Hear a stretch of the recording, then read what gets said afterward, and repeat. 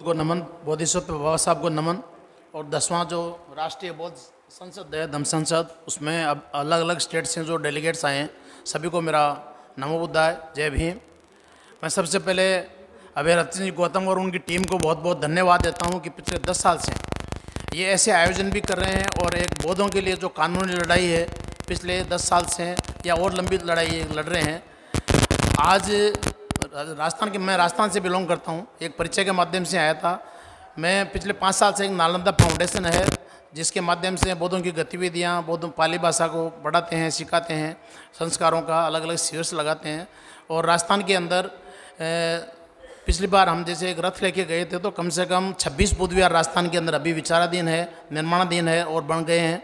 17-18 भिक्खु भी है। और राजस्थान में सांस्कृतिक बौद्धों का सांस्कृतिक केंद्र रहा है। तो राजस्थान में जगह जगह बुद्धिज़्म फल फूल रहा है।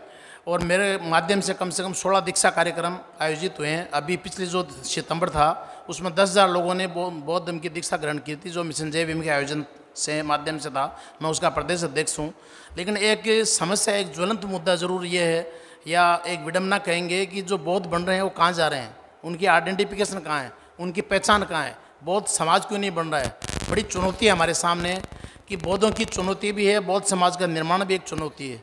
बौद्धों में एकरूपता भी होंगे और समाज के लिए एक जैसे संस्कार भी होंगे, एक जैसी प्रथाएं होगी। हमारी एकरूपता, एक अभिवादन, सब कुछ एक जैसे हो तो हम एक समाज का निर्माण कर सकते हैं। लेकिन बौद्ध समाज के निर्माण के लिए पहले हम ये आइडेंटिफाई करें कि बौद्ध कौन है। अभी भाई अभय रतन जी कह रहे थे कि अब रेगर है, जाटव है, चमार है। ऐसा तो बाबा साहब भी नहीं चाह रहे थे कि कौन सा ऐसा बौद्ध समाज बने। वो खुद भी जाति विहीन बौद्ध समाज की बात करते हैं।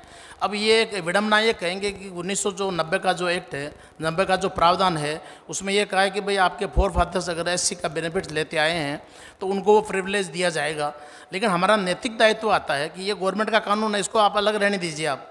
लेकिन बाबा साहब के सच्चे अनुयायी हैं और भगवान बुद्ध की विचारधारा की और बुद्ध रचना की बात करते हैं, तो हमारा नैतिक दायित्व बनता है कि इस प्रावधान का बेनिफिट हम नहीं लें और हम कास्ट सर्टिफिकेट के माध्यम से मेघवाल बौद्ध, रेगर बौद्ध, जाटव बौद्ध इस तरह से हम नहीं बना के एक अच्छे शुद्ध समाज का निर्माण करें। ये प्रावधान अपनी जगह, ये एक कानूनी पहलू है कि 1990 का एक्ट प्रावधान खत्म होगा, नोटिफिकेशन खत्म होगा तो हम अलग होगा। जैसे हम बौद्धों की बात करें तो कानूनी रूप से बौद्ध जो हैं वो 3 जगह डिफाइंड है। जैसे हमारे अभय रतन जी ने कहा कि 1990 के एक्ट के माध्यम से आप एससी सर्टिफिकेट ले सकते हैं और बौद्ध बन सकते हैं। लेकिन जो 1992 का जो माइनॉरिटी एक्ट है उसके माध्यम से 1914 में हमारे बौद्धों को क्लासिफाइड किया है कि आप ये हैं। तो उसके माध्यम से जो हमारी काउंटिंग शुरू होती है वो कम से कम माइनॉरिटी के रूप में नहीं होती है। और हम एक शुद्ध समाज का निर्माण सिर्फ माइनॉरिटी का सर्टिफिकेट लेके ही बना सकते हैं। अगर हम व्यवहारिक रूप से कहें कि जो धर्म को धारण करता है वो बौद्ध है, ये अलग बात है। लेकिन कानूनी रूप से में हमारी एक लड़ाई होनी चाहिए। आज हमारे पास आर्टिकल 25(2) स्पष्टीकरण, जैसे अभी अभय रतन जी बता रहे थे, उसके माध्यम से अगर बौद्धों की वेलफेयर की बात होती है तो हमें हिंदुओं का पार्ट माना गया। ये बड़ी चुनौती है। बोध गया टेम्पल जो बीटीएम से है उसकी मुक्ति आंदोलन के लिए हिंदुओं का जो कब्जा है वो अलग चुनौती है। और सबसे बड़ी चुनौती जो आप लड़ाई लड़ रहे हैं अभय रतन जी, बौद्धों का पर्सनल कानून होना चाहिए। उसके लिए आपकी आइडेंटिफिकेशन हो। आज सिखों ने अपना आंदोलन किया और शारदा एक्ट के माध्यम से उन्होंने अपने विवाह को वैध बना दिया। लेकिन आज हमारी शादियां वैलिड नहीं है, हमारे संस्कार नहीं है। हमारे जैसे तलाक हो, चाहे शादी हो, चाहे उत्तराधिकार हो, चाहे अडोप्शन हो, हमारी जब आइडेंटिफिकेशन होगी बौद्धों की तभी तो एक उसका पहचान होगी। हमारी आज कोई पहचान नहीं है। अभी मैंने भी कुछ तलाक के केस लिए थे तो उन्होंने कहा कि साहब आप ये लिखीजिए इसके अंदर कि आप हिंदू हैं और आपने हिंदू शपथपति की थी, फेरे लिए थे और उसके बाद में आपने विवाह। मैंने कहा साहब ये नहीं लिखेंगे। लेकिन उसमें जो हिंदू कोड बिल आया था उसमें डेफिनेशन में न्यायाधीश गजेंद्र गडकरी ने चार जो बेनिफिट दिए थे उसको क्लासिफाइड किया है कि जो वेदों में विश्वास करता है उसमें ये, उसमें नीचे की तरफ ये है कि जो कहीं में नहीं आता है वो भी रहेगा, हिंदू रहेगा। तो हमने कहा साहब हिंदू विवाह का जो एक्ट है उसके प्रावधान लागू नहीं है। हम हिंदू नहीं है, हमारी प्रथाएं शादी हमने बहुत पद्धति से करी है। लेकिन उस क्लासिफिकेशन के हिसाब से हम कहीं भी नहीं है, न पारसी है, न हिंदू है, न और कुछ है, कुछ भी नहीं है। तो भी हिंदू का जो एक्ट आया था, हिंदू कोड बिल आया था, उसके अंदर भी हम क्लासिफाइड हिंदू है।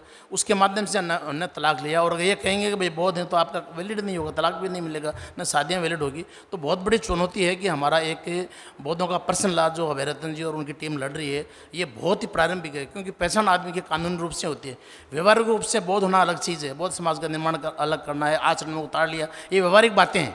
जब तक आपकी आइडेंटिफिकेशन नहीं होगी, और आइडेंटिफिकेशन साहब हम तो ये करें, मैं भी 30 साल से बुद्धिज़्म को पढ़ रहा हूँ और पढ़ा रहा हूँ। जो बाबा साहब की बात कर रहे हैं लेकिन जब 1956 की घटना की बात आती है तो बाबा साहब के नहीं खिसक जाते हैं कि नहीं नहीं यार ये बड़ा समझ नहीं आता, हम इसके साथ नहीं हो। वो दोगले होते हैं, मैं एक शब्द यूज़ कर रहा हूँ, दोगले हैं, न तो बाबा साहब को समझते हैं।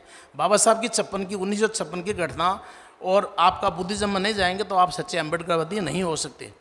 तो हमें बड़ी चुनौती है कि हमें 1990 का जो कास्ट सर्टिफिकेट का जो प्रावधान है उसको अवॉइड करके हमें माइनॉरिटीज़ का जो सर्टिफिकेट है उसको ले में बौद्धों का एक समाज हो, क्योंकि मेघवाल बौद्ध, रेगड़ बौद्ध, हम अगर उसी जातियों में वापस बटेंगे, आपस में एक दूसरे के ऐसे रिश्ते करेंगे तो हम कौन सा समाज बना रहे हैं।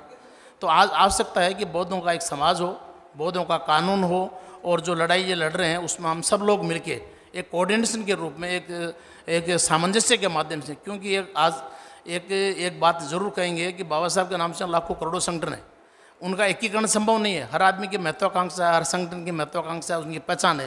लेकिन हम तो ये करें कि यार दायरा तो बढ़ाओ, जैसे बौद्धों का एक दायरा बढ़ा दो और संगठनों में कोऑर्डिनेशन करो। एकीकरण नहीं है, सामंजस्य पैदा करो कि भाई अभय रतन जी अगर कोई चीज़ का मूवमेंट उठा रहे हैं, कोई बौद्धों की लड़ाई लड़ रहे हैं, पर्सनल एक्ट की बात कर रहे हैं, तो हमें किसी भी संगठन से हो, किसी ऑफिस बेरर हम चाहे किसी भी संगठन के हो, लेकिन मुद्दा तो हमारा ही है, आप इनके साथ लगिए, या मैं कोई बात रखता हूँ तो आप हमारे साथ ले लीजिए। एकीकरण मत करो, लेकिन कोऑर्डिनेशन तो हो, तभी हम बाबा साहब के सही मिशन है उसमें हम सफल हो सकते हैं। बुद्धिज़्म बड़ी गति से आगे बढ़ रहा है, लेकिन ये एक कड़वा सत्य है, मैं स्वीकार कर रहा हूँ मेरे अनुभव से कि हम बौद्धों में दिशाहीन है।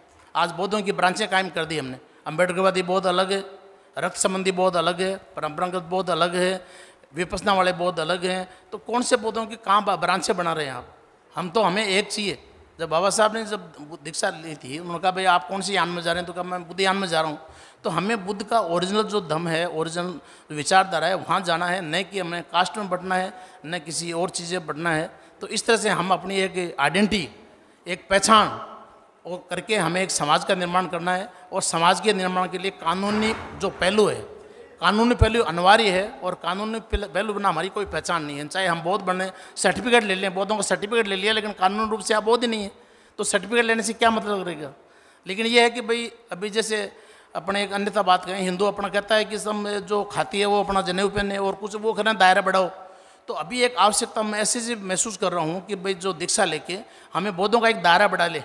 हमें पता है कि ये बौद्ध परिपक्व नहीं है, ये दिशाहीन है, जातिगत बौद्ध है, जाटो बौद्ध है, रेगर बौद्ध है, लेकिन बाउंड्री तो बनाए, एक बाउंड्री बना के दीक्षा लेके हमें उस बाउंड्री को बना। लेकिन उसके बाद में ट्रेनिंग देना पड़ेगा, उनको प्रशिक्षण देने पड़ेंगे, उनको कानून बताना पड़ेगा। तो इस माध्यम से हम जो कानूनी लड़ाई है हम मिलजुल के लड़ें, एक समाज का निर्माण करें, तो हम जरूर आगे बढ़ेंगे।